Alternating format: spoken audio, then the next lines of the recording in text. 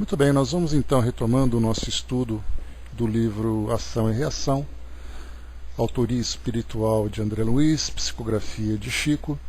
Nós estamos no capítulo número 15, Anotações Oportunas. Esse é o nosso terceiro encontro, e aí já podemos ver, né, como está rendendo esse capítulo, do tanto, né, de temas interessantes que nós estamos estudando.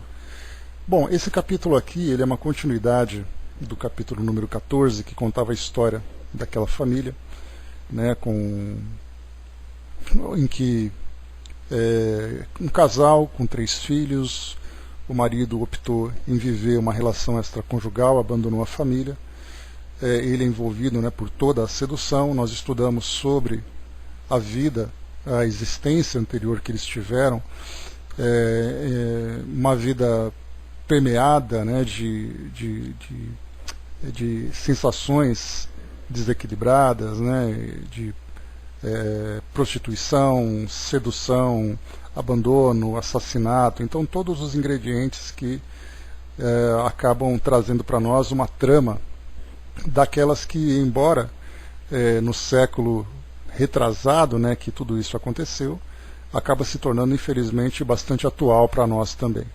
Então, a partir dessa experiência que nós acompanhamos, né, para quem quiser conhecer um pouquinho melhor, depois dê uma lidinha aqui no Ação e Reação, no capítulo 14, para conhecer um pouco das personagens e as circunstâncias que eles viveram. Então, a partir daquela experiência, André Luiz e Hilário, conversando com Silas, né, começaram então a perguntar sobre o sexo, ou essas energias sexuais, e a força com que elas agem sobre nós, e, né, nos levando a muitos desequilíbrios, a determinados comportamentos. Mas o mais importante de tudo, a forma como Silas trouxe para nós, embora nós falemos sobre energia sexual, de uma visão mais elevada, nós temos que tratar como uma energia criadora, porque ela não envolve o sexo apenas no sentido do ato sexual, da fisiologia do sexo, mas ele fala de uma energia que, além de trazer para nós, principalmente nesse nível mais primitivo, essa atração, esse desejo, né, e todas as consequências morais desse tipo de força, fala para nós também de uma visão mais sublime sobre o desejo criativo, o impulso, a motivação, as afinidades, o amor, né, toda a sublimidade desse sentimento, dessas energias, né? Então nós tivemos ali uma compreensão bem abrangente a respeito desse tema. E não vou fazer um retrospecto desde o início, porque o nosso retrospecto na segunda parte durou quase meia hora, né? Então a gente já falou bastante sobre isso. Mas nesse segundo encontro que nós tivemos, foi trazido para nós então por André Luiz a respeito das consequências do comportamento, do nosso comportamento dentro do campo da sexualidade, nos relacionamentos, nas causas e nos efeitos que tudo isso gera para nós. Bom dia, embaixador.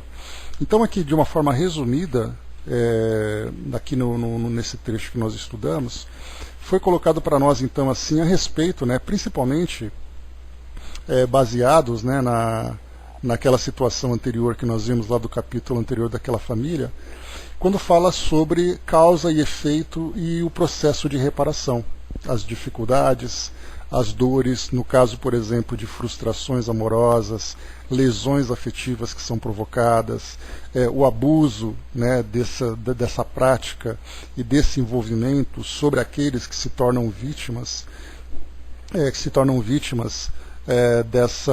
desse tipo de relacionamento, né? Então, para resumir para nós aqui de tudo que nós estudamos, foi colocado o seguinte para nós, né? Na perseguição ao prazer dos sentidos, costumamos armar as piores ciladas aos corações incautos que nos ouvem. Contudo, fugindo à palavra empenhada, ou faltando aos compromissos e votos que assumimos, não nos precatamos quanto à lei de correspondência que nos devolve inteiro o mal que praticamos, e em cuja intimidade as bênçãos do conhecimento superior nos agravam as agonias, de vez que, no esplendor da luz espiritual, não nos perdoamos pelas nódoas e chagas que trazemos na alma. Então fala não apenas do sofrimento dos espíritos, né, nas regiões infernais do plano espiritual, pelo tipo de comportamento que teve, mas para aquelas consciências mais despertadas, embora ainda frágeis moralmente, né, no comportamento, os dramas de consciência também acabam se tornando uma potência bastante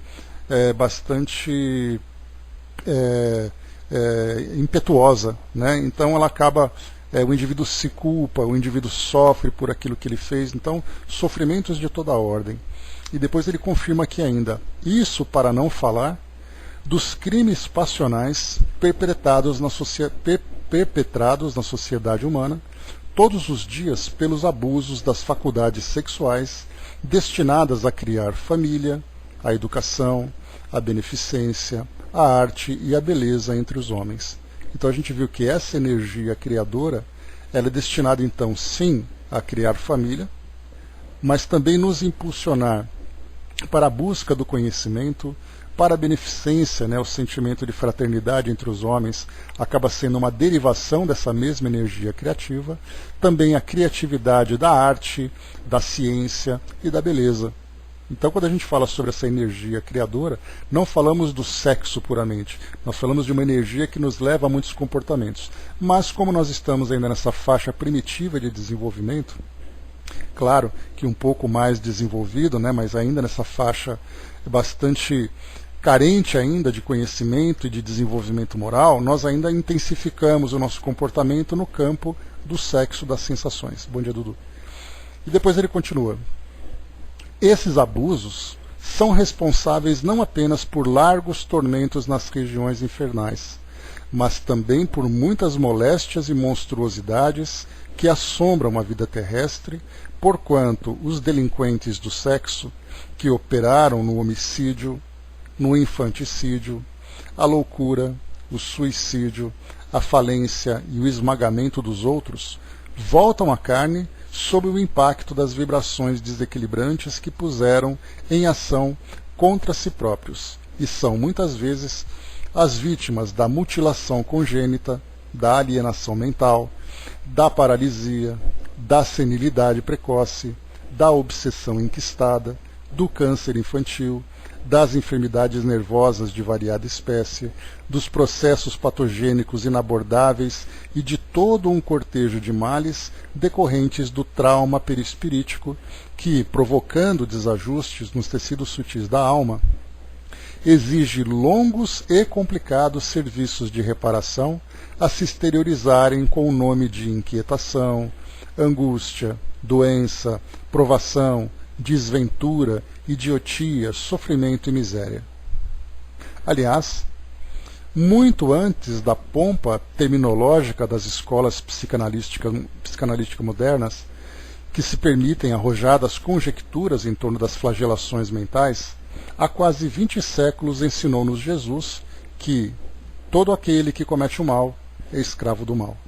E podemos acrescentar que, para sanar o mal, a que houvermos escravizado o coração, é imprescindível sofrer a purgação que o extirpa.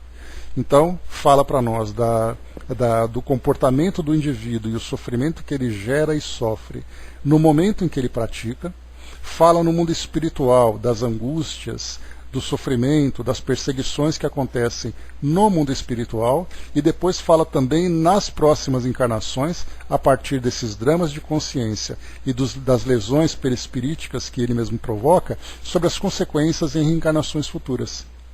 Então, muitas vezes, nós temos ali de tudo aquilo que foi colocado para nós, né, nessa triste lista de consequências, né? O homicídio, quantos homicídios nós encontramos hoje provocados por questões passionais? Infanticídio é a mesma coisa, né? Nós tivemos ali, infelizmente, também nesse infanticídio, como nós já estudamos no Livro dos Espíritos, vocês se lembram lá no começo, quando se falava em infanticídio, nós acrescentamos também o aborto. Porque não é simplesmente o crime contra uma criança, mas nós falamos também durante esse processo de gestação. Então, quantos abortos são provocados, as crianças que são assassinadas pelo fato de termos ali um homem violento, que é ciumento e coisa e tal, que a gente vê nos jornais. Se procurar hoje, por exemplo, nos sites de informação, sites jornalísticos, nós vamos encontrar crimes passionais diversos acontecendo hoje. Né? Bom dia, Elcio. Falamos da loucura, né, o desequilíbrio que levam as pessoas a situações problemáticas, né, chegando até mesmo ao suicídio.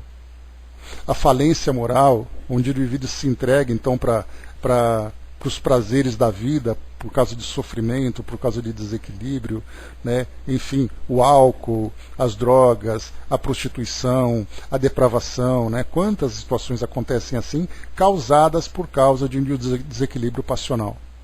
E o esmagamento dos outros, né? No sentido de você simplesmente utilizar o outro como objeto de prazer porque você se encontra desiludido com sua vida.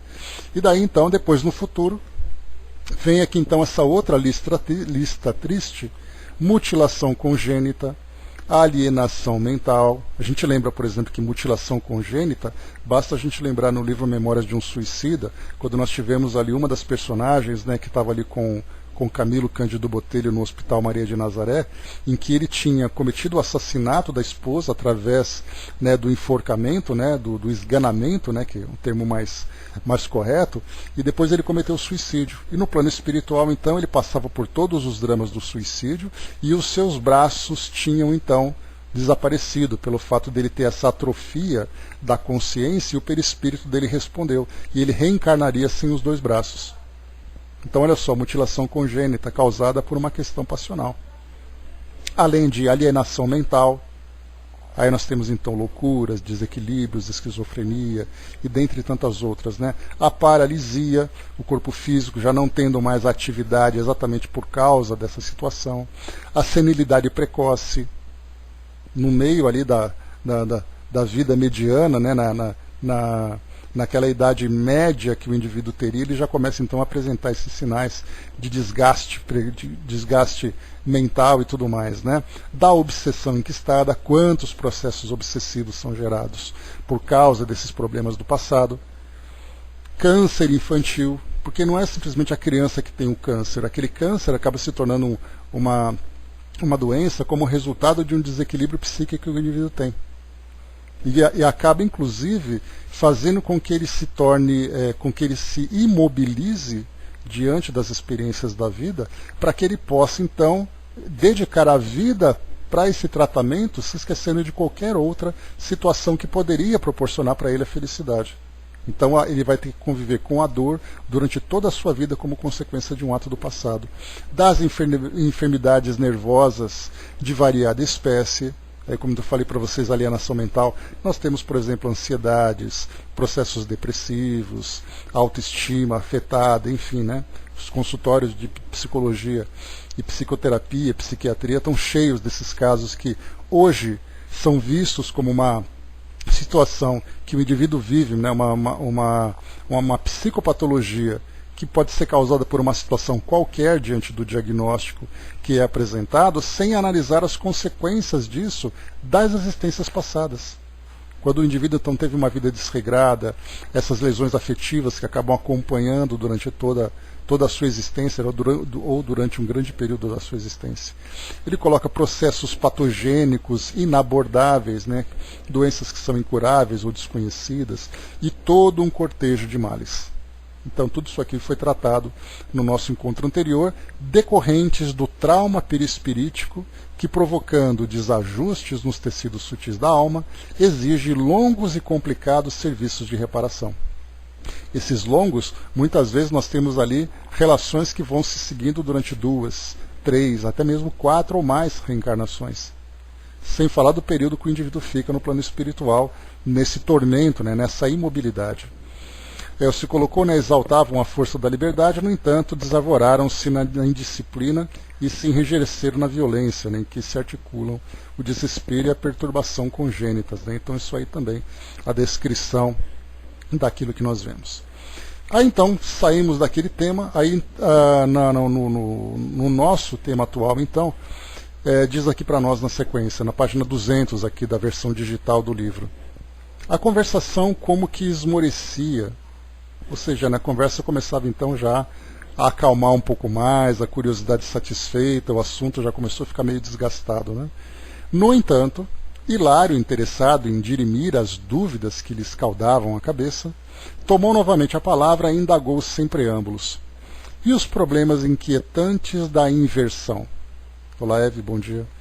Aí, então, como nós conversamos, né, no final do estudo anterior, essa inversão trata exatamente dessas encarnações em que nós temos ali a alteração do nosso psiquismo, né, no comportamento sexual. Aí então o indivíduo que reencarnou durante um tempo num corpo feminino, vivendo experiências femininas, e aí então ele reencarna num corpo masculino ou vice-versa. Então nessa inversão que nós vamos tratar então, que é um tema bastante interessante, né, falando sobre a homossexualidade a partir agora aqui desse nosso item, dessa nossa página. E os problemas inquietantes da inversão? Silas deu-se pressa em aclarar. Não será preciso alongar elucidações. Considerando-se que o sexo, na essência, é a soma das qualidades passivas ou positivas do campo mental do ser, é natural que o espírito acentuadamente feminino se demore séculos e séculos nas linhas evolutivas da mulher e que o espírito marcadamente masculino se detenha por longo tempo nas experiências do homem. Antes da gente continuar, a gente lembra que o indivíduo não é a ideia de homem e mulher dentro do campo biológico, mas ele traz ali, como é colocado para nós, ele coloca aqui rapidinho, a soma das qualidades passivas ou positivas do campo mental do ser. Então é um psiquismo que traz ali então um comportamento, o comportamento de gênero, vamos chamar assim, né? Então é natural, como foi colocado para nós, que o espírito acentuadamente feminino se demore séculos e séculos nas linhas evolutivas da mulher, e que o marcadamente masculino se detenha por longo tempo nas experiências do homem, né? O que nós aqui, ele vai tratar dessa questão da inversão, mas o que nós não temos aqui de informação, e ainda somos carentes, né, desse tipo de esclarecimento, é qual é a necessidade que um espírito tem de se demorar ou vivenciar esse tipo de experiência aqui no campo físico e também no campo psíquico. Então nós sabemos, né, que as experiências, por exemplo, no campo feminino, desperta sentimentos, desperta uma visão da vida diferente das experiências no campo masculino, que também desperta outros tipos de sentimentos e percepções a respeito da vida. Mas por que o espírito precisa dessa ou daquela situação? Aí então teríamos que analisar caso a caso, de acordo com a necessidade de cada espírito. Então, existe ali a experiência de aprendizado de uma forma positiva, né, de uma forma natural? Sim, existe. Mas existe também ali uma experiência em que o indivíduo vai colher os frutos de uma consequência de uma situação dolorosa, como sendo para ele ali uma expiação? Também pode ser. Mas a gente não conhece quais são as situações em que isso acaba passando e nem entendemos também por que hoje nós estamos nessas experiências. Por que o indivíduo tem ali uma vida marcadamente dentro do campo masculino, marcadamente dentro do campo feminino, ou então vivendo ali a experiência da homossexualidade e tantos outros tipos, né, de gêneros que trazem experiências que para o espírito pode ser conflitante, diante da sociedade ele acaba sofrendo também com o preconceito, né, com a indiferença. Então, por que cada espírito vive tudo isso? Aí teríamos que analisar caso a caso e ver ali qual é a necessidade que o espírito tem do aprendizado que ele precisa colher. O soldado colocou, né, na área de saúde existe a chamada constelação familiar, inclusive no SUS, que trata das relações entre membros de uma família, dentro de algumas gerações, com seus consequentes resultados, né, que pode conduzir à solução de alguma questão específica, né. São opções terapêuticas, né, que são propostas tanto pelas nossas ciências oficiais, como também por grupos, né, que acabam apresentando esse tipo de alternativa. Muito bem, então diz assim para nós. Contudo, então falava aqui em cima, né, que o espírito com o psiquismo feminino se demore, é natural que ele se demore séculos e séculos, assim como o masculino também.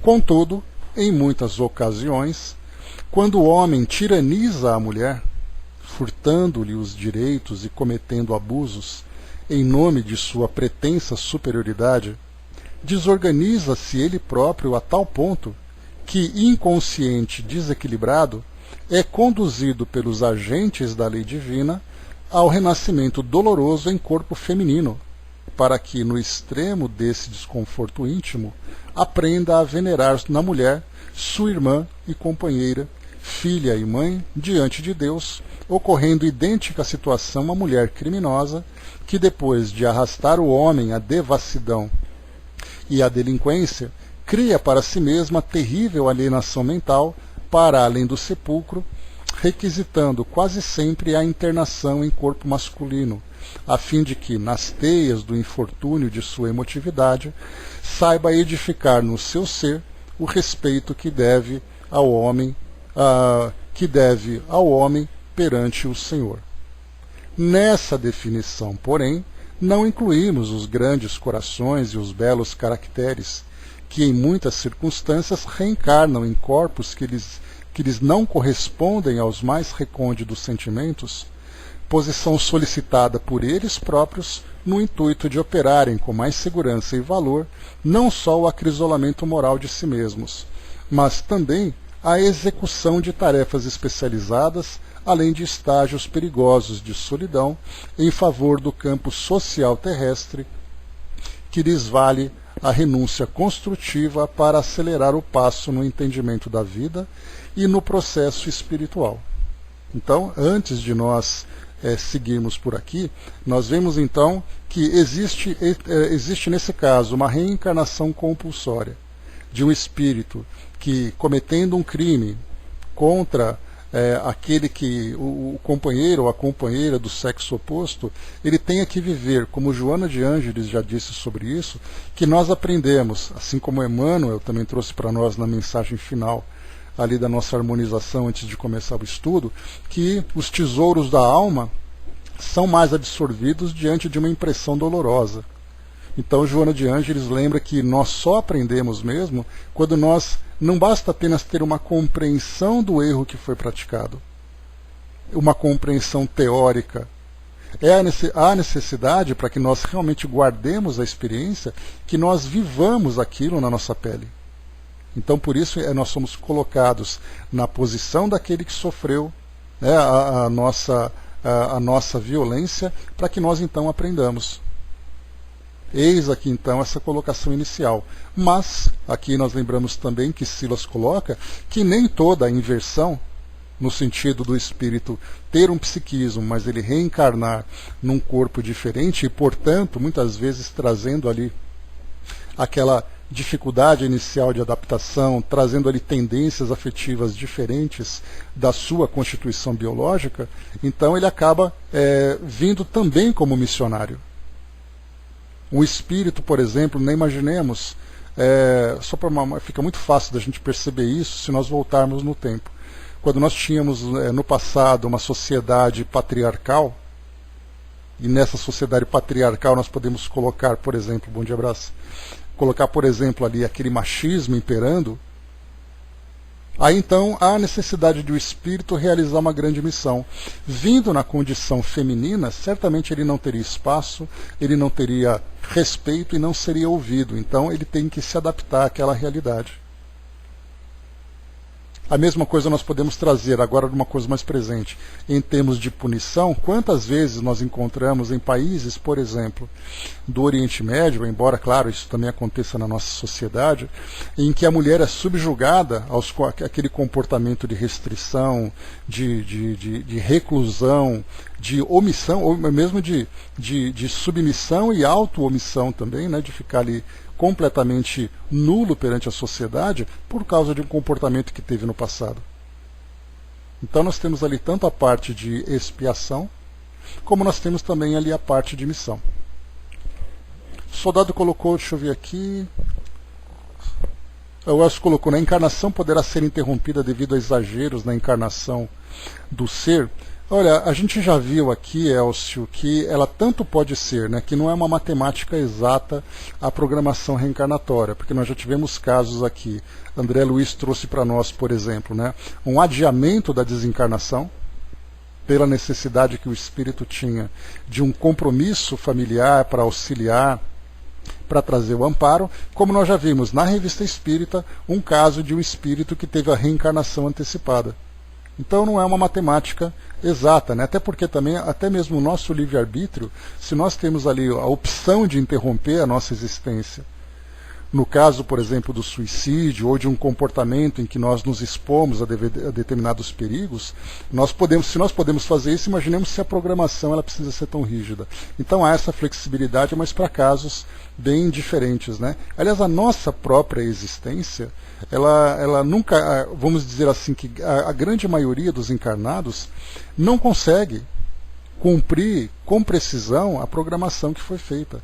Porque nós temos ali os abusos da alimentação, os abusos de substância, os abusos de comportamento, em que a nossa reencarnação acaba acontecendo antes, né?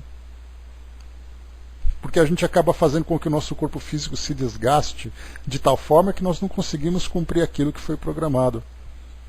Então é o que, para André Luiz, né, como ele chama, inclusive lá no livro Nosso Lar ele trouxe para nós essa definição, ou aquele chamado suicídio inconsciente.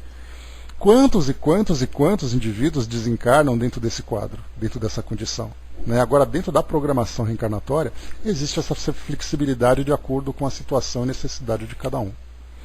O soldado colocou a vivência feminina mais tranquila, diferente da masculina, que é mais atuante em aspectos nos quais o ser feminino não atua, né? Embora seja falado que espíritos são iguais na doutrina, né? Os espíritos falam em uma diferença, não física, evidentemente. Talvez seja uma polaridade, de qualquer forma é necessário que um espírito vivencie os papéis masculinos e femininos, né, física ou socialmente, né? Olha, essa vivência física é mais tranquila, soldado? Aí teríamos que perguntar, mulheres, vocês acham que a vida de vocês é mais tranquila do que a nossa? Né? Então, porque depende da experiência de cada um. O que a gente vai colocar é cada espírito dentro da condição que ele se apresente, do ambiente, das responsabilidades que ele assume. Pois é, assim dizia. Então, assim, cada espírito tem ali a sua carga. Então ele pode tanto, no seu aspecto masculino, ter ali as suas facilidades, ter ali as suas um caminho muito mais brando, como mulheres também podem ter. E o contrário também, nós temos ali homens que vivem ali situações extremamente dramáticas, como mulheres que também vivem situações extremamente dramáticas. Então é muito relativo. E a Jane colocou, né, mais um motivo, as experiências são individuais, mas não eximem nossa responsabilidade de orientação. Devemos sim ser exemplos, né, sempre isso. Então vamos em frente aqui, que a explicação está bem interessante, né? Vamos lá. Então ele falava aqui que nessa definição, né, no caso de uma inversão, a gente vai chamar de inversão, né? Eu espero que essa expressão não seja ofensiva, né, para quem esteja vivenciando ou avalie a experiência da homossexualidade, né, como algo ofensivo. Espero que não pense dessa forma. Mas no caso dessa inversão de polaridade, pelo menos no campo biológico, não incluímos os grandes corações e belos caracteres, que em muitas circunstâncias reencarnam em corpos que lhes não correspondem aos mais recônditos sentimentos. Aí então, ou seja, ele traz no seu psiquismo, né, essa polaridade masculina ou feminina muito profunda, com raízes muito profundas, pelo fato de ter vivenciado as experiências, ter realizado as suas grandes conquistas, ter passado também ali pelos seus sofrimentos e dificuldades. Então ele reencarna num corpo diferente e, consequentemente, na sociedade onde ele se encontra inserido, terá também experiências bem diferentes. E aí então, situação essa solicitada por eles próprios, no intuito de operarem com mais segurança e valor. Aí então não só o acrisolamento moral de si mesmo, uma experiência necessária que eles vão viver, como também a execução de tarefas especializadas em favor do campo social terrestre. Eis aí então, né, a situação que cada espírito vivencia. Bom dia, professor. E ele continua aqui embaixo, vamos em frente. Compreendemos que Silas se desincumbira brilhantemente da tarefa de esclarecer-nos, condensando em palavras singelas, luminosa síntese de vasto assunto que, de certo, em nossa conceituação, exigiria vários compêndios para ser devidamente analisado. Meu colega, contudo, como quem desejava estudar todas as questões tangentes, voltou a interrogar. Já que nos detemos em matéria de sexologia, na lei de causa e efeito, como interpretar a atitude dos casais que evitam os filhos, dos casais dignos e respeitáveis, sob todos os pontos de vista que sistematizam o uso dos anticoncepcionais? Então aqui ele está mudando de assunto, né? Então, só para a gente completar aqui esse nosso raciocínio, como nós conversamos no primeiro encontro sobre esse tema, nós falávamos sobre a conscientização do indivíduo, nós falamos sobre a transformação, né, da visão da própria sociedade a respeito, né, daquilo que antigamente era chamado de transtorno de gênero, porque era considerado um transtorno no passado, e no presente nós encontramos ainda alguns grupos, né, que falam sobre tratamentos para curar a homossexualidade, coisa e tal, né? Então, chamado hoje apenas, né, de uma vivência num gênero diferente. E aí então nós falamos também que a ideia do homossexualismo, como era visto há algumas poucas décadas, né, talvez nós colocássemos ali 1970, 1980, era chamado de homossexualismo, no sentido de que era uma psicopatologia. Era um desvio psíquico que o indivíduo tinha. Depois nós entramos, então, não se usa mais esse termo, homossexualismo, embora nós encontremos ainda alguns livros antigos que falem sobre isso. Voltamos a falar sobre homossexualidade na mesma altura da heterossexualidade, da bissexualidade e de outros gêneros que foram apresentados. E depois nós tivemos ainda mais uma evolução, saindo da homossexualidade e entrando agora na homoafetividade. Então a gente percebe que os termos vão se transformando, entrando, né, naquele conceito do politicamente correto, por uma aceitação da sociedade, agora, dessas experiências que nós aqui, exatamente, condição, antigamente era condição de homossexualismo, condição de homossexualidade, agora a gente já compreende não mais a visão sexual biológica, mas a gente fala da visão afetiva dos indivíduos, ou seja, isso acaba se tornando uma depuração desse conceito que a sociedade traz para nós, não vendo apenas de uma questão de desvio ou de depravação sexual.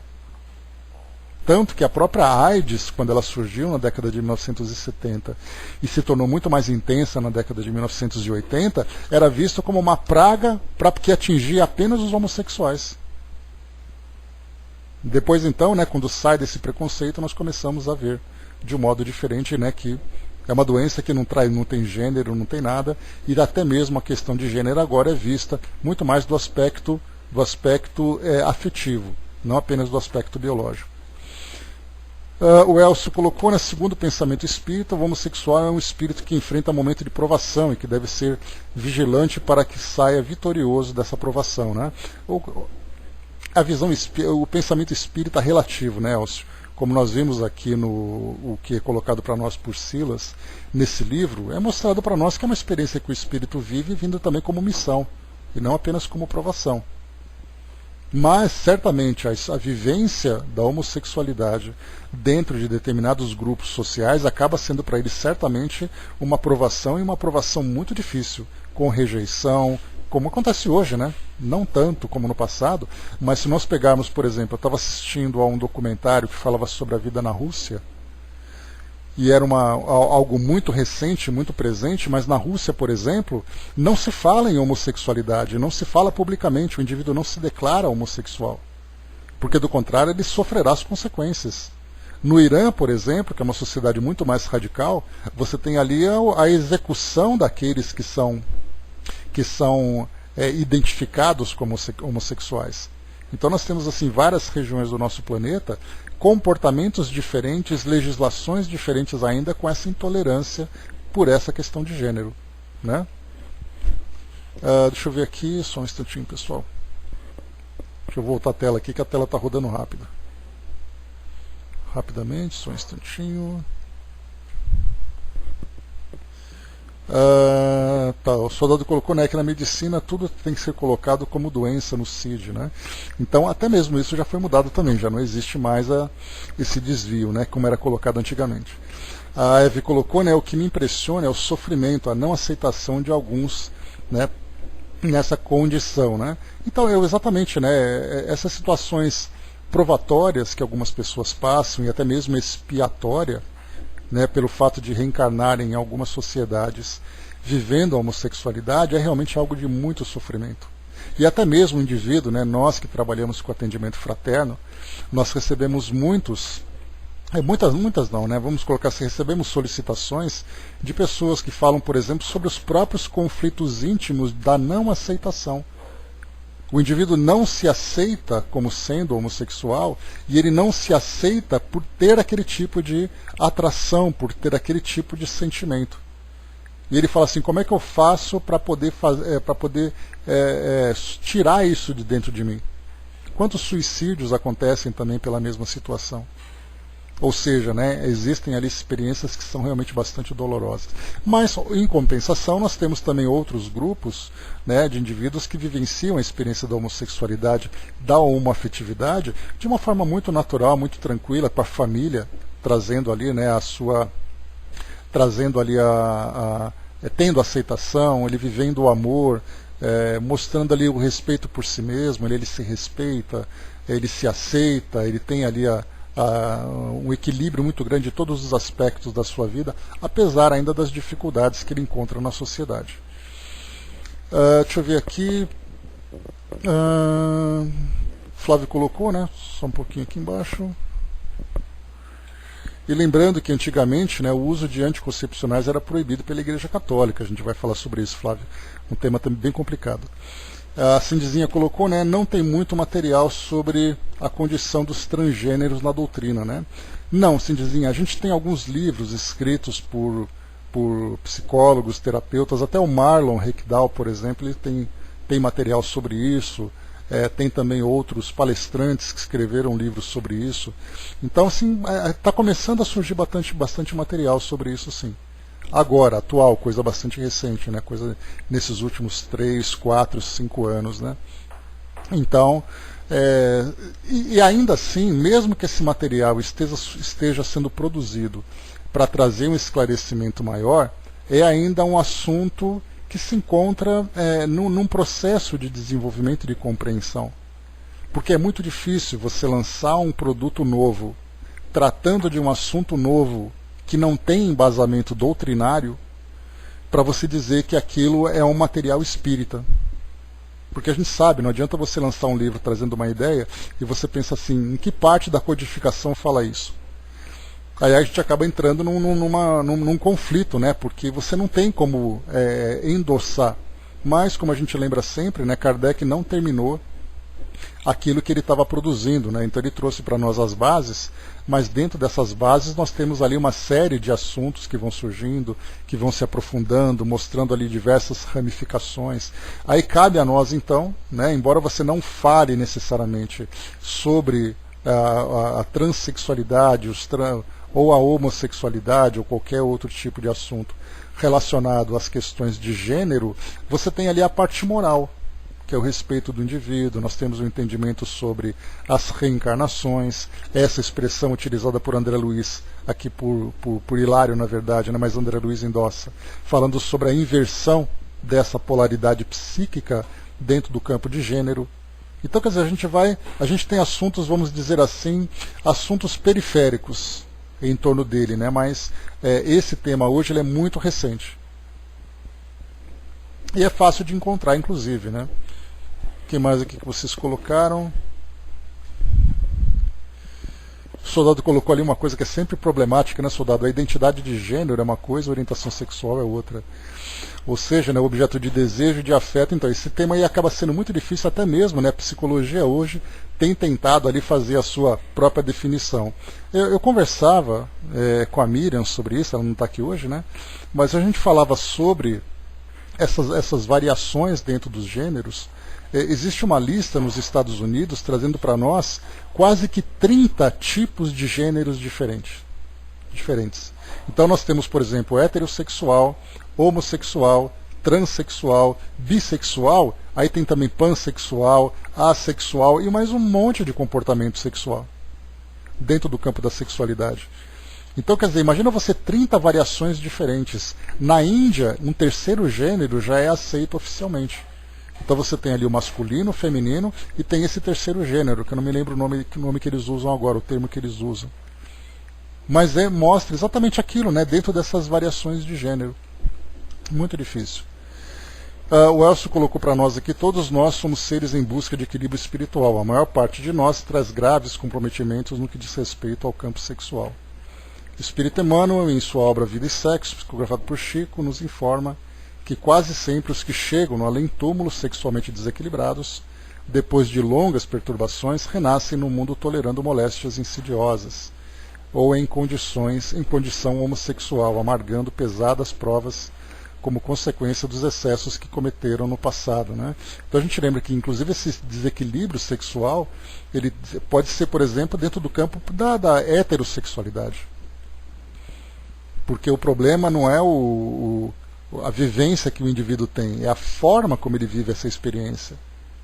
Porque é muito comum, né, falarmos sobre as dificuldades no campo quando o indivíduo vive uma experiência homossexual. Mas todo mundo acha que os desequilíbrios dentro de uma experiência heterossexual é absolutamente normal. Ou seja, aquela depravação do homem, a depravação da mulher, tem menos peso do que uma depravação de um homossexual. E, na verdade, o que vale para nós não é o que você está vivendo, mas é como você vive. Porque o respeito a si próprio, o respeito pelo semelhante, é uma condição que não isenta ninguém. E quando a gente pensa nessa situação, no mundo espiritual, dentro dessa situação de sofrimento, nós encontramos muito mais heterossexuais, já que a sociedade aceita, entre aspas, com relativa tolerância esse tipo de comportamento e pune com grande severidade as experiências vividas no campo da homossexualidade. Então até nisso nós nos iludimos, né? Nós condenamos aquele indivíduo, mas aquele indivíduo que aparentemente tem ali uma vida correta, uma boa posição na sociedade, pode, por causa desse desregramento sexual, sofrer muito mais do que aquele que vive essa exposição pelo seu comportamento, né, como homossexual. É algo realmente, é um tema bastante complicado, é um tema bastante complexo. O Flávio colocou aqui para a Cindy, né, que tem um livro que nós estudamos sobre a questão do transgênero, né, Juventude, Sexualidade e Espiritismo. Nós estudamos na sala jovem, né, deve ter sobre isso. Deixa eu voltar aqui. A Jane colocou, né, onde se coloca a abstinência dita por André Luiz. Né? Então, como se explica a profundidade espiritual, ou seja, aqueles que já suplantaram as vivências periféricas, né, os mais evoluídos. A maioria da humanidade vive exclusivamente na periferia. Né? Então, no caso, essa abstinência, como nós colocamos, né, a abstinência é sempre uma expressão que mostra que o indivíduo, então, ele não se permite viver aquela experiência, mas não significa que ele viva isso de modo equilibrado. Muitas vezes essa abstinência vai gerar para nós também muito sofrimento. Foi aquilo que nós colocamos, né? O celibato, por exemplo. O celibato é um indivíduo que, por circunstâncias, por opção que ele fez, ele não deseja não apenas viver uma experiência sexual, e muitas vezes ele não quer viver uma experiência afetiva. Seja por que motivo for, não necessariamente no campo religioso, mas simplesmente, né, como nós comentamos também nesse último encontro, falando que esse celibato pode ser, por exemplo, uma viúva que se dedica a cuidar dos filhos, uma pessoa que opta por se dedicar a um trabalho pessoal, aquela pessoa que aí já entra numa parte mais desequilibrada, naquele isolamento em que a pessoa se coloca, né? Então a ideia da abstinência gera para nós um sofrimento. Agora, nesse celibato, quando nós encontramos, por exemplo, espíritos missionários, como é o caso do Divaldo, como é o caso do Chico, o caso de Madre Teresa e tudo mais, nós encontramos ali aquele indivíduo que realmente já se elevou, saindo dessa vivência periférica que você colocou, já vivendo ali uma experiência mais sublime, né? Utilizando essa força criadora, para não falarmos apenas de força sexual, essa força criadora agora muito mais abrangente, né? Vivendo ali o amor pela humanidade, o amor pelo semelhante, usando ali aquela criatividade, aquela força criadora para tarefas mais elevadas, né? Mas nós ainda, de um modo geral, vivemos, eu não diria exclusivamente, mas com muito mais intensidade na periferia. Porque felizmente nós já chegamos num grau de desenvolvimento em que nós já conseguimos viver um pouco dessa fraternidade. Então a gente olha para a fraternidade quando está tudo bem e de repente a gente escorrega porque existe uma força de atração muito maior para o outro lado, né? Fala Sério colocou para nós ali em cima, né, que vai sair muito achismo por aí, né, relacionado com as publicações que vem saindo a respeito do assunto, né? Então não apenas espírita, mas no campo da psicologia também. Quantos psicólogos estão escrevendo coisas, né? Gente, vocês estão escrevendo tanta coisa aqui que eu não estou conseguindo acompanhar. Então, porque isso é ótimo, né? Então, assim, nós temos no campo da psicologia, da medicina, dos religiosos, porque não apenas espíritas, mas nós podemos também avançar um pouco mais, por exemplo, falando sobre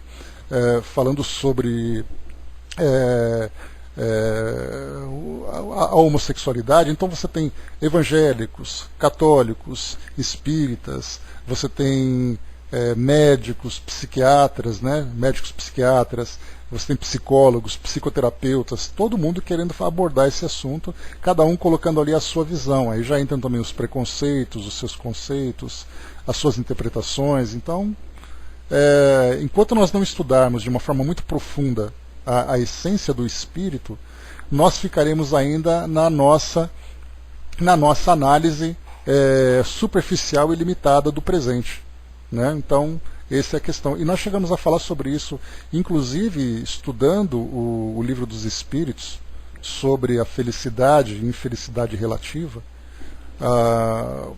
sobre as situações que nós mesmos criamos no passado, né, ou no presente, né, para criar ali as dificuldades que nós enfrentamos.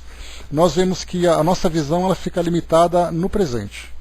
Então tudo aquilo que eu trago de informação é relacionado com a minha visão hoje, vendo o indivíduo agora com uma única existência, com seu psiquismo atual. Nós não transcendemos a barreira do presente, entrando ali, olhando de uma forma transcendente o espírito, a sua imortalidade, a sua bagagem reencarnatória. As nossas ciências e até mesmo as religiões de um modo geral, principalmente as tradicionais, acabam não fazendo essa avaliação. Só vê o indivíduo agora e a partir do agora ele traça ali todo o seu perfil. E aí, como eu cheguei até a comentar com vocês sobre isso, que acaba sendo até a ponta de um iceberg. Você vê ali, por exemplo, o indivíduo que é homossexual. Aí você olha e fala assim, ele é homossexual. E com essa classificação você traça ali todo o perfil dele, analisa ali todas as suas virtudes, todas as suas imperfeições, sem olhar, por exemplo, que ali é um espírito imortal vivendo aquela experiência, que depende muito da forma como ele reencarna, onde ele reencarna, qual é o seu círculo social, qual é a sua família, quais são os seus dramas íntimos, quais são as suas virtudes. Então, quer dizer, você olha a pontinha do iceberg, faz ali uma análise profunda e abrangente, sem dar conta de que o indivíduo é esse elemento imortal. É como se nós fôssemos uma formiguinha vivendo numa ilha. Aquele filme, né, o Formiguinhas, traz essa visão, né, aquela animação para quem assistiu. Aquela formiguinha vivendo ali naquela ilha, embaixo daquela folha ali no formigueiro, achando que aquilo ali é o seu mundo. Sendo que, na verdade, existe todo o universo, com todas as galáxias e todos os sistemas aí espalhados pelo universo afora, e ele acha que o seu mundo vive naquilo ali. Né? Então, essa é a ideia que a gente tem. Rapidinho aqui, vou ler o que vocês colocaram, depois eu vou seguir aqui para o livro, pessoal, senão a gente não consegue avançar. A Jane colocou, né, essa castidade não representa o isolamento de canais das forças sexuais profundas, né, sim uma efetiva aplicação das energias do espírito na construção do bem. Sim, é essa sublimação, é essa elevação. Quando ele ultrapassa essa barreira primitiva, ele então começa a vivenciar realmente essa sublimidade e o sentimento deixa de ser um sentimento passional, mas ele acaba entrando realmente nesse amor universal. Ele sai da sua individualidade e começa a entrar na universalidade, que é uma tendência de todos nós. A gente lembra sempre que isso não é uma situação que acontece do dia para a noite, né? Usando aquela expressão, o indivíduo não dorme individualista e a corda universalista, né? Então é aquele processo de transição, assim como a noite vai sucedendo o dia e a claridade vai mudando aos poucos, as cores do céu vão se transformando, as estrelas lentamente vão aparecendo até que chega a noite. A mesma coisa acontece nesse nosso processo de transformação. As nossas virtudes, as nossas tendências, todo o conhecimento que nós possuímos, os valores que vão se desenvolvendo, os impulsos que nós trazemos, são processos que vão acontecendo de uma forma muito gradual, que inclusive vêm de experiências muito antigas, inclusive fora mesmo da nossa condição hominal, como eu já falei para vocês. Nós estudamos sobre isso, sobre os 3 reinos, e nós vimos, né, que todo o comportamento que nós temos hoje é uma evolução do comportamento primitivo quando nós estávamos ainda na nossa formação psíquica, como indivíduos, né, humanizados. Então, até mesmo antes disso, basta a gente lembrar, né, quando nós estudamos sobre esses 3 reinos, eu falei para vocês sobre aquela fase de transição entre os espíritos na condição animal para os espíritos na condição hominal. E nós estudamos sobre aqueles seres intermediários que a nossa arqueologia, né, estudou, né, a paleontologia também acabou estudando, né? Então a evolução dos animais para chegar ali nos seres hominídeos, aqueles fósseis encontrados, aqueles seres naquele grupo intermediário, né? Então a gente vê que biologicamente existe essa transição, e nós entendemos que psiquicamente também existe essa transição e espiritualmente também existe essa transição. E se dos reinos inferiores até aqui nós passamos por essa transição lenta, trabalhosa e demorada, da nossa condição hoje humana para chegarmos numa condição angelical, também existe esse processo de evolução. O que a gente vai definir aqui agora é o tempo que cada um leva para poder chegar nessa condição. Quais são as situações, quais são as experiências, as escolhas que cada indivíduo faz para viver as suas experiências. O Hermes colocou lá em cima para a gente seguir, pessoal. Vou voltar para o livro aqui agora, hein? Creio que já tenha lido algo como o espírito estava programado para nascer homem, por exemplo, mas na conjugação dos gametas ocorre nesse processo um crossover, né, no DNA e nasce mulher, né? Estaria todo programado para ser homem e aparece com corpo de mulher. Não sei, não dá para a gente afirmar isso, né, Hermes? Porque a programação reencarnatória vem muito antes da biologia. A biologia simplesmente concorda com aquilo que o perispírito programa, né? Até que a gente já estudou também sobre o modelo organizador biológico, né? Então, se existe ali, se o DNA determinar a experiência que o indivíduo vive, né, aí vai bagunçar tudo.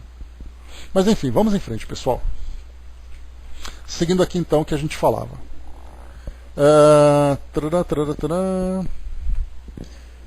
Então falávamos aqui sobre a expiação numa reencarnação de uma experiência como homossexual, e falamos também sobre homossexual não, né, da inversão. Não estamos tratando disso. Falamos então ali de uma, entre aspas, uma punição do espírito reencarnar num gênero diferente, num gênero biológico diferente do último que ele vivenciou, ou do sexo biológico, né? Diferente do que ele vivenciou anteriormente como punição, e existe também essa mudança dessa polaridade num espírito que, de acordo com as circunstâncias e de acordo com suas necessidades de aprendizado, ele também opta, ele pede nesse caso para experimentar essa vivência. Compreendemos que Silas se desincumbira brilhantemente da tarefa de esclarecer-nos, condensando, deixa eu ver aqui,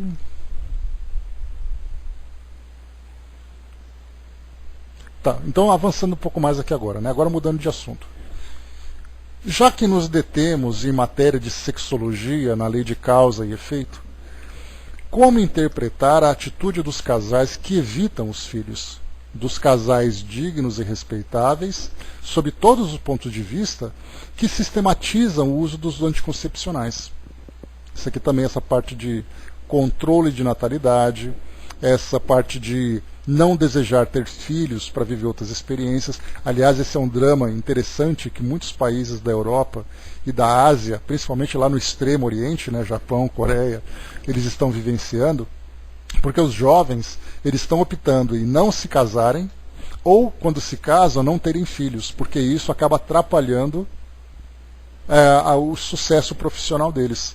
Então, a Europa, por exemplo, é um continente que está envelhecendo, com pessoas com idade muito avançada, e os jovens não estão se reproduzindo, vamos dizer assim. E isso faz com que as gerações comecem, com o passar do tempo, a diminuir a quantidade de indivíduos, o que traz um problema social, o que traz um problema econômico. Porque se você envelhece sem ter filhos, quem serão os herdeiros daquela sociedade? Quem será a força produtiva daquela sociedade? Inclusive no Japão, saiu uma reportagem mostrando que casais que tivessem filhos acabavam então optando, ganhavam viagem para algum lugar, para a Europa, alguma coisa assim. Então, quer dizer, se você engravidasse, você ganhava um prêmio do governo para estimular as pessoas a terem filhos.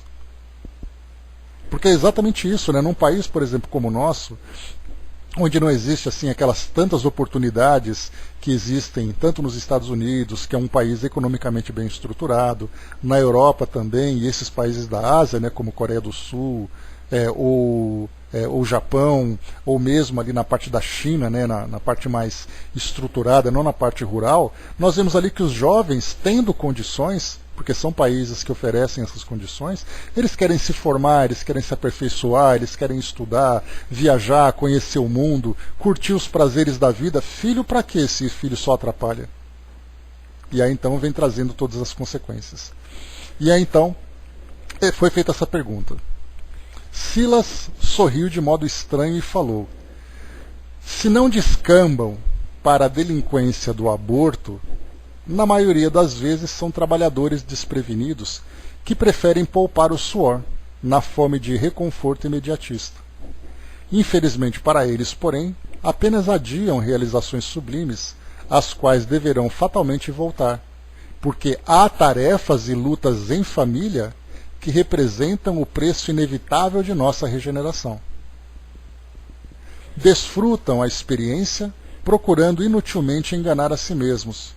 No entanto, o tempo espera-os, inexorável, dando-lhes a conhecer que a redenção nos pede esforço máximo. Recusando o acolhimento a novos filhinhos, quase sempre programados para eles antes da reencarnação, emaranham-se nas futilidades e preconceitos das experiências de subnível para acordarem depois do túmulo sentindo frio no coração. Aqui então, né, uma situação bastante curiosa. Quando nós estudamos, a partir da perspectiva espírita, sobre a importância da família, não a família como sendo ali, né, a base da sociedade, aquela coisa toda, mas entendendo que a família é a união de espíritos que trazem, né, através da contingência reencarnatória, as necessidades de reajuste, assim define Joana de Ângeles. Então, se nós temos na família um grupo de indivíduos que reencarnam forçados pelas circunstâncias para a necessidade de reajuste, ou nós temos duas situações. Ou os casais que não têm filhos são pessoas perfeitas que não tiveram problema com ninguém no passado e, portanto, não precisam se reunir com ninguém que vão reencarnar com outros que vão reencarnar como filhos, ou são aqueles que estão adiando a experiência de reencontro com esses espíritos, né, com esses desafetos, ou mesmo espíritos amigos que têm ali missões do passado. Então nós temos essas duas situações, levando em consideração que ninguém ainda atingiu essa sublimidade de viver essa experiência, né, bem lembrado, fala sério. Então, que não tem essa sublimidade para viver essa experiência de espíritos que abraçam a humanidade como família, porque é exatamente assim, ou você tem a sua própria família, ou a humanidade se torna a sua família, como nós vemos nos espíritos missionários. Divaldo mesmo fala isso, né? Eu tive milhares de filhos. Então todos que viveram na mansão do caminho são os meus filhos. Ele afirma isso com muita frequência. Então aquele indivíduo que acaba vivendo aquela situação, dentro desse conceito que é apresentado para nós, podemos colocar ali é uma espécie de egoísmo, porque o indivíduo opta em viver apenas aquilo que para ele é importante, sem ter consciência de que a sua existência traz ali necessidades de reajustes que estão sendo adiadas. por isso então é colocado, né, aqui em cima, só voltando esse trecho, porque ele coloca, né, são trabalhadores desprevenidos que preferem poupar o suor na fome de reconforto imediatista. Esse reconforto imediatista é curtir isso que a vida pode oferecer. Então, ou o indivíduo não se aproxima de alguém para essa formação familiar, ou quando ele se aproxima, ele não tem interesse, por exemplo, em ter filhos.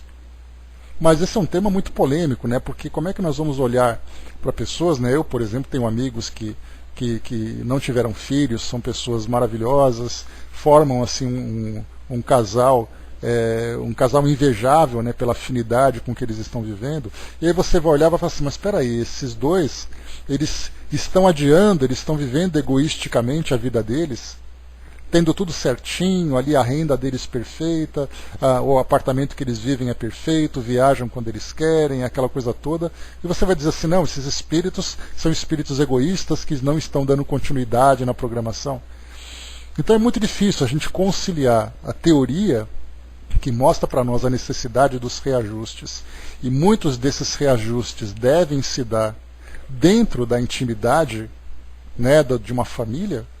Mas aí nós temos aquele caso, Elcio, né, que o livre-arbítrio também faz com que, embora tudo esteja certo para eles de repente, eles não, né, um casal, por exemplo, poderia ou teria necessidade de dar continuidade. Mas aí, como eu falei para vocês, é muito difícil a gente fazer uma análise. Mas isso só mostra, né, que se a família é um núcleo de reajuste, aqueles que não constituem família estariam fugindo dessa experiência. Não vou trazer para vocês aqui nenhuma definição, porque qualquer coisa que eu dissesse será sempre no campo da especulação a partir do meu ponto de vista, e certamente o meu ponto de vista vai estar errado. Então, só para a gente ter uma ideia, né, como isso acaba sendo complexo para o nosso entendimento, para a nossa visão. Então, aqui foi colocado sobre esse trecho, né?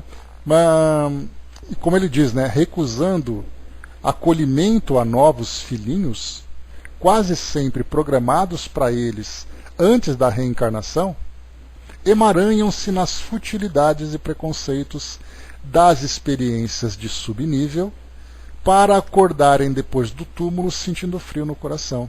Então, quem seriam aqueles que estariam adiando os seus compromissos reencarnatórios? E diante desse adiamento, como seria então, ou como será as suas existências futuras? Qual é o grau de comprometimento em que eles acabaram se envolvendo? É um tema realmente complexo que nós, aqui da perspectiva de seres encarnados, né, nós temos muita dificuldade, porque o inverso também acontece. Nós temos, por exemplo, casais que simplesmente não conseguem ter filhos. Fazem tratamento, buscam na justiça a oportunidade para adoção e simplesmente não têm filhos. E aí então vem grandes frustrações, pessoas que nos procuram no atendimento fraterno, pessoas que procuram psicólogos para poder tentar entender do porquê desse chamado biológico, né, desse chamado da maternidade, e simplesmente não consegue. Pessoas que vivem em função, né, do desejo de formar uma família e não conseguem. Então nós temos aqueles que optam por não ter, aqueles que optam por ter, cada um ali com suas situações. Nessa parte da formação familiar. Para uns acaba sendo tranquilo, para outros acaba sendo um drama, para outros traz consequência no futuro, para outros não. Nós vemos, por exemplo, né, de relatos, né, de no passado, mulheres, por exemplo, ou casais que acabaram praticando o aborto, e depois no presente, né, vem exatamente como restrição não ter filhos, para valorizar, embora o sentimento ali o desejo da maternidade, da paternidade seja ali muito intenso, eles não têm oportunidade de alcançar essa realização. O Hermes colocou, né, uma das minhas filhas está com esse problema, né, querendo e não podendo, mas a pergunta é por quê, né? Aí, mais uma vez, a gente simplesmente não tem condições de entrar nesse campo por não conhecer a história de cada um. E mesmo se nós conhecêssemos, nós não conseguiríamos compreender, porque vai muito além da nossa capacidade. Dudu colocou, né, quando muda de marido ou esposa tem filhos, né? Pois é, vai entender, né? A própria esterilidade, né, tanto do homem como da mulher, acaba sendo também uma consequência. Porque já que nós entendemos que não é a natureza biológica e que traz ali os seus acasos que definem isso, mas é uma programação reencarnatória, né? Então a gente sabe que cada indivíduo vivencia essa experiência por uma necessidade de aprendizado. O soldado colocou, né, os guias espirituais e os anjos da guarda têm de cuidar de muitas e muitas situações diferentes e únicas, que trabalham, né, que trabalham. A Dídima colocou em cima, né, importante é a consciência de não julgar nenhuma situação. Aí, claro, né, a gente lembra sempre, né, que a gente tenta entender, tenta ali criar situações e tentar fazer uma análise para vermos aqui na prática essa definição, mas a nossa capacidade intelectual não alcança ainda por falta, não apenas de competência, mas por falta de informações. De adentrar na intimidade de um casal, de invadir a intimidade de um casal, invadir a intimidade de uma pessoa, para tentar saber quais foram as causas que trouxeram essas consequências. Mas a gente lembra sempre, né, trazendo assim uma definição mais geral, que toda experiência que gera sofrimento para alguém é porque teve uma causa no passado. E toda a atitude egoísta de alguém no presente, porque a gente lembra, né, conforme nós já estudamos, que Deus nos julga pelas nossas intenções. Se a nossa intenção é egoísta, certamente a gente vai gerar um desequilíbrio que no futuro virá então a cobrança para nós. E aí então, mudando mais um assunto agora, virando a página, pessoal, pergunta aqui de novo, esse Hilário, ele é muito perguntador, ele é muito inquieto, né, graças a Deus, porque assim a gente aprende com ele. E o aborto provocado, assistente? Porque aqui coloca, né, do aborto também daqueles que não apenas não engravidam, mas aqueles, né, que mesmo engravidando acaba provocando o aborto. Eu me lembro de um documentário que eu já comentei com vocês, chamado O Aborto dos Outros. É um documentário nacional que eu recomendo que vocês assistam. Ele foi produzido aqui no Brasil e ele se encontra no YouTube. Então, O Aborto dos Outros. Assistam, por favor. Ele é muito instrutivo. Ele não tem ali nenhuma conotação religiosa, filosófica. Ele simplesmente mostra os fatos que acontecem dentro do nosso sistema de saúde. E ali, então, tem acho que 4 ou 5 mulheres que são analisadas, né? Já assisti, tanto precisa assistirem, né, Angelina? E vale a pena ver de novo. Então, assim, são 4 ou 5 mulheres que são entrevistadas, acompanhadas por esse documentário, que praticaram um aborto, cada uma com uma causa diferente. E ali é muito interessante, é um exercício assim, muito valioso para nós, porque quando nós assistimos aquilo, uma criança, uma adolescente, por exemplo, que foi estuprada quando saiu da escola. Uma mulher que tem ali um caso de uma gravidez com anencefalia. Uma outra mulher que simplesmente abortou porque não queria ter filho. Aí quando nós começamos a analisar, a nossa mente fica julgando o tempo todo. Não, porque essa cometeu o erro, porque essa vai sofrer no futuro. Aí a gente tem que respirar fundo e falar, para de julgar e assiste. Aí você começa a assistir os fatos e aí a gente percebe o quê? Que cada pessoa vivencia a sua experiência pessoal de acordo com o seu entendimento, de acordo com as suas capacidades.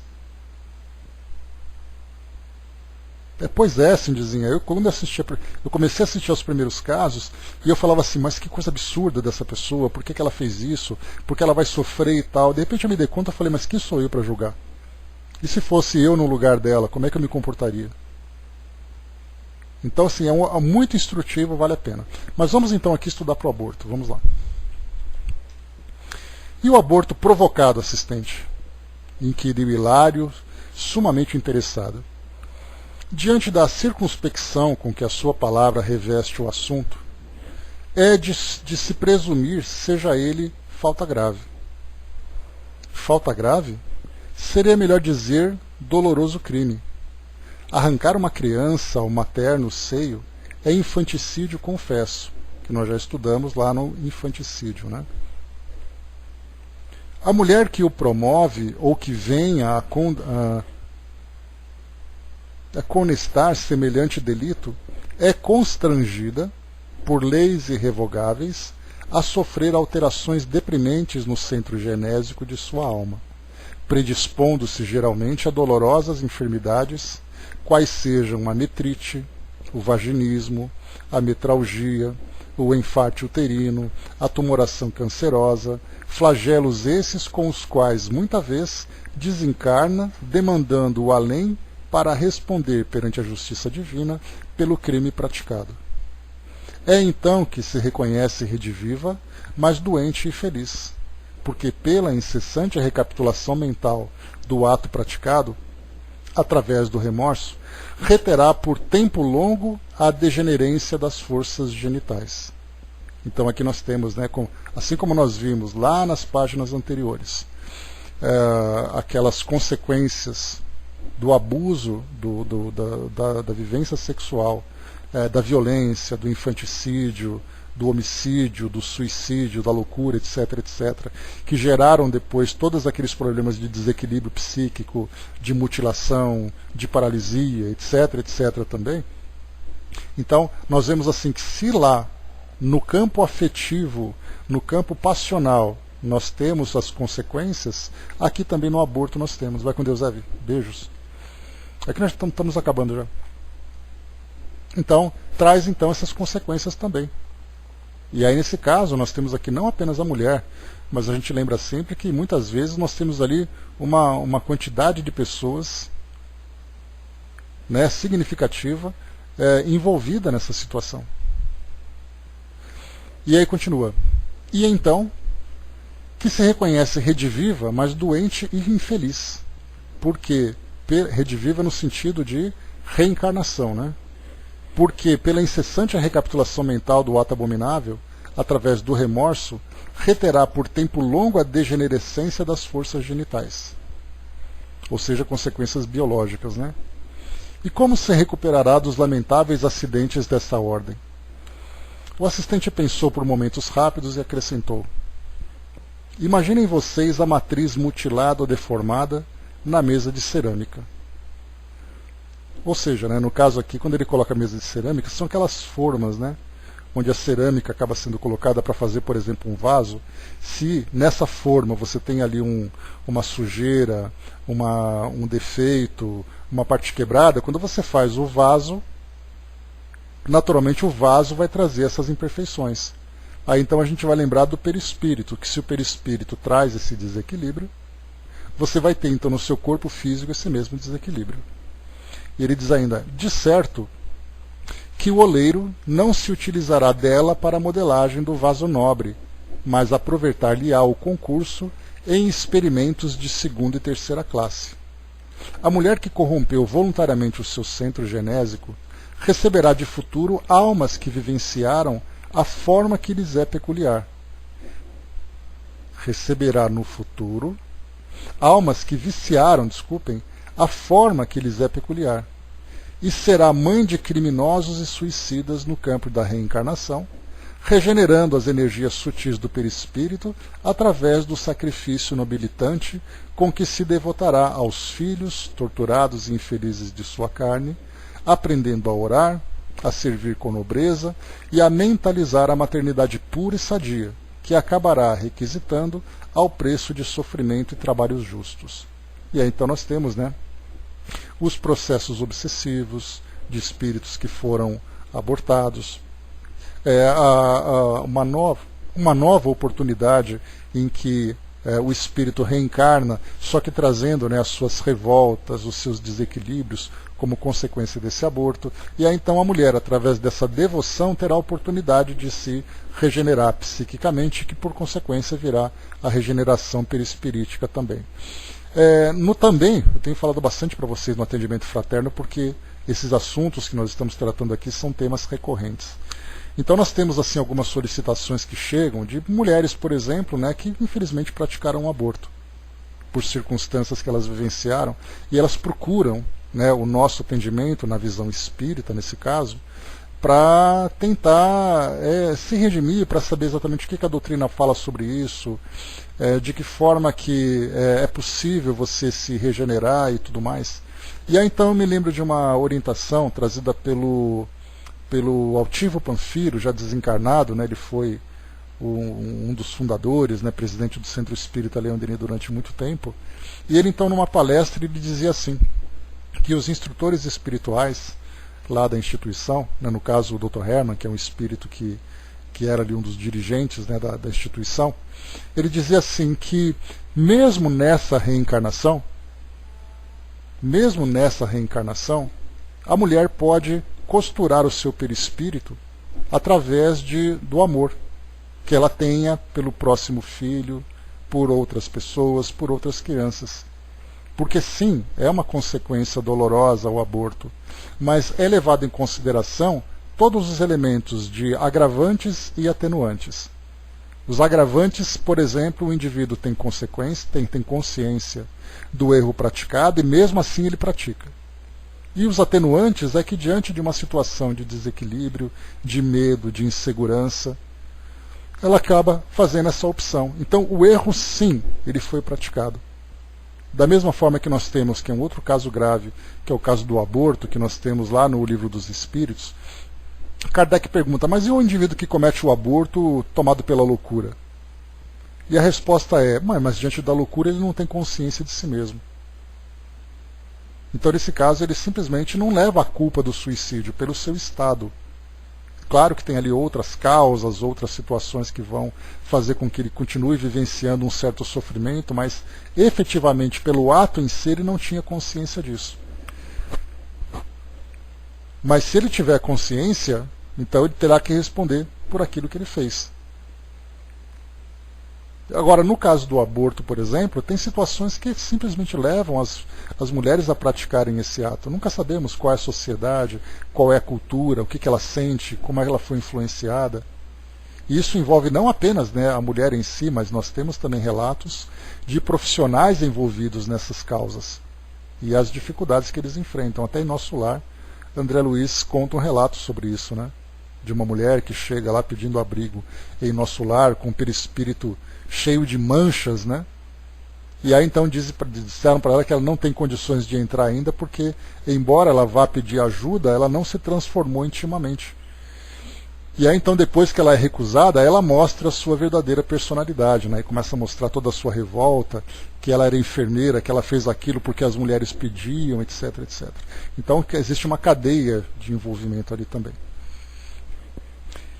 Inexplicavelmente, Hilário emudeceu, e à face da lógica em que se baseavam as anotações de Silas, não tive coragem de prosseguir perguntando, absorvido então pelo temor de aprofundar em excesso num terreno em que terminaria por esbarrar nos detritos de meus próprios erros, preferindo assim o silêncio para reaprender e pensar. Olha que capítulo rico e que capítulo pesado, né, pelos temas que ele acaba abordando. Então nós começamos inicialmente falando sobre o abuso da vivência sexual, falamos sobre as consequências da vivência sexual, sobre a homossexualidade, sobre o aborto. Olha quanta coisa importante aqui para nós tirarmos. Lamentavelmente, né, a nossa visão ainda é bastante limitada para poder entender a profundidade dessas questões, mas felizmente nós temos muitos estudiosos que trazem para nós não apenas a opinião pessoal, né, mas eles trazem para nós a ilustração, que permite que nós então nos aprofundemos, que nós tenhamos uma compreensão melhor sobre esses temas, né? Então realmente é algo muito importante.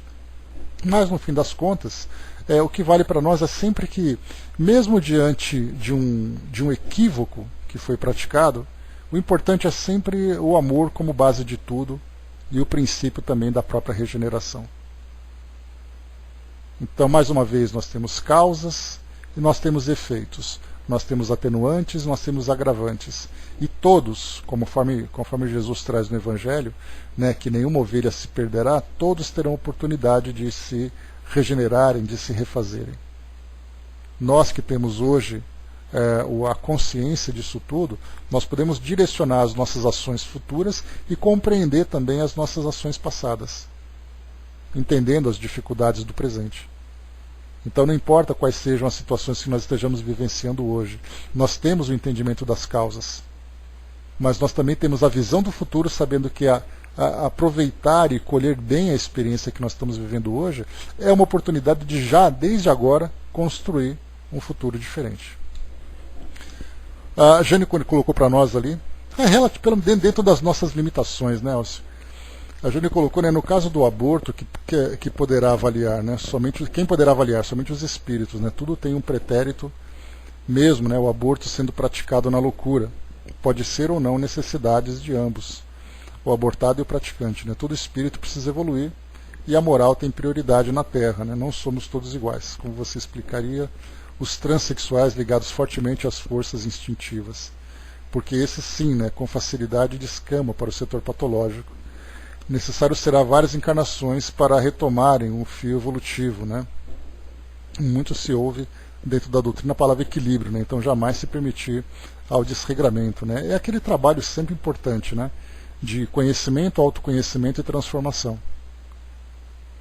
Então, nós estamos aprendendo, adquirindo conhecimento, fazendo uma análise pessoal para nos autoconhecermos e depois fazer o trabalho efetivamente para a transformação. O Fala Sério colocou, né, morrer por uma boa causa não é suicídio, penso eu, né? Foi inclusive, temos no Livro dos Espíritos aquele indivíduo que acaba optando por um suicídio por uma causa maior. Ou mesmo, né, como por exemplo, o caso de uma greve de fome, por exemplo. Então, no caso de uma greve de fome, é uma questão muito delicada para nós, porque o indivíduo opta em não se alimentar, o que pode levá-lo à morte, mas por uma causa muito maior. Como é que a gente vai analisar isso? Aí então os espíritos respondem que depende muito do que realmente motiva aquele indivíduo a fazer isso.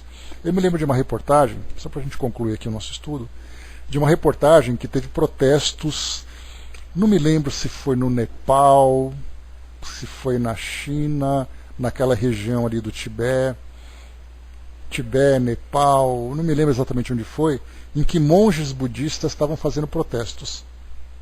E aí um monge colocou então gasolina no próprio corpo e se incendiou no meio da rua, como protesto. E aquela imagem ficou bastante marcada para mim, né? Aquela roupa característica que eles usam, né? Com aquele grená com laranja, né? Aqueles trajes que eles usam. E aí então aquele monge pegando fogo no meio da rua.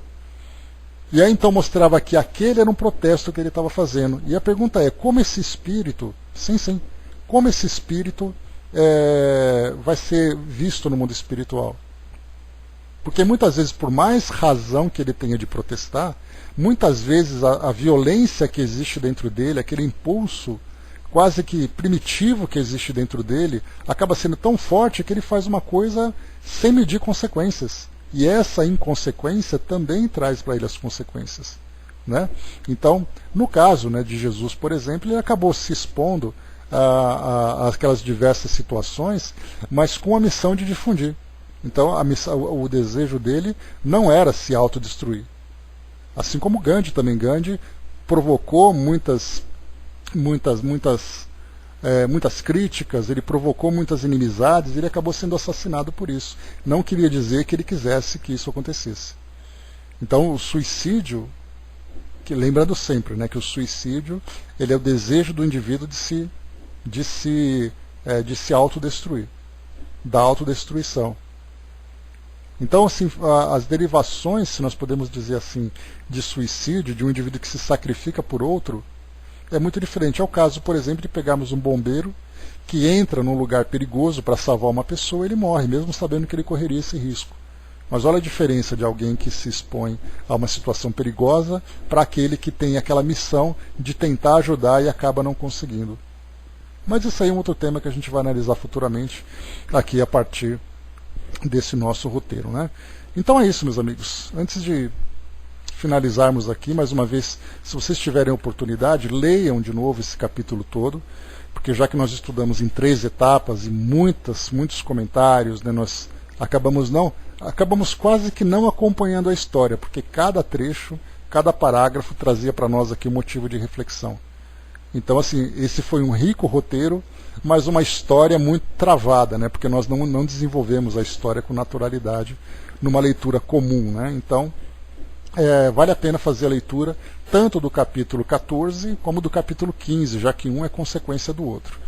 E o próximo tema, aqui que nós vamos estudar, no nosso próximo encontro, débito aliviado. Aqui então é um outro caso